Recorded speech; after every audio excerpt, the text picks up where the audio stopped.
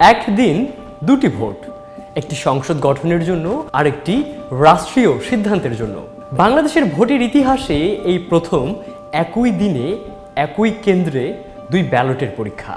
কিন্তু প্রশ্ন একটাই, দুটি ব্যালটেই কি সিল দিতে হবে, নাকি একটি দিলেই ভোট গ্রহণযোগ্য হবে? বাংলাদেশের ইতিহাসে এই প্রথম একসঙ্গে অনুষ্ঠিত হতে যাচ্ছে জাতীয় সংসদ নির্বাচন ও গণভোট। আগামী 12ই ফেব্রুয়ারি ত্রয়োদশ জাতীয় সংসদ নির্বাচন অনুষ্ঠিত হওয়ার পাশাপাশি অনুষ্ঠিত হবে জুলাই সনদ বাস্তবায়নে গণভোট। এর আগে দেশে দুইবার গণভোট হলেও তা কখনোই জাতীয় নির্বাচনের দিনে হয়নি। সে কারণে ভোটারদের সামনে তখন ছিল একটি ব্যালট, হ্যাঁ অথবা না। কিন্তু এবার চিত্র ভিন্ন, একই দিনে একই কেন্দ্রে দুটি আলাদা ব্যালট পেপার, দুটি আলাদা সিদ্ধান্ত। এই বাড়তি দায়িত্বের কারণে ভোটারদের সময়ও বাড়ানো হয়েছে। নির্বাচন কমিশনের সিদ্ধান্ত অনুযায়ী ভোট কেন্দ্রে ভোট গ্রহণ চলবে সকাল 7:30 থেকে বিকেল 4:30 পর্যন্ত বিরতিহীনভাবে।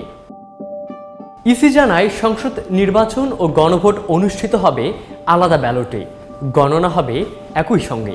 এমনকি প্রবাসী বাংলাদেশিদের কাছেও পাঠানো হয়েছে একই খামে দুটি ব্যালট পেপার। জনমনে প্রশ্ন, এই দুই ব্যালটেই কি ভোট দেয়া বাধ্যতামূলক, নাকি কেউ চাইলে শুধু একটি ব্যালটেই ভোট দিতে পারবেন?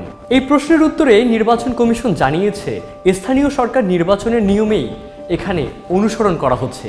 অর্থাৎ ভোটার চাইলে দুটি ব্যালটেই ভোট দিতে পারবেন, আবার চাইলে একটি ব্যালটেই ভোট দিয়ে অন্যটি ফাঁকা রাখার সুযোগও থাকবে। সেক্ষেত্রে যে ব্যালটে ভোট দেয়া হবে সেটি গণনা ধরা হবে, অন্য ব্যালট বাতিল বলে গণ্য হবে।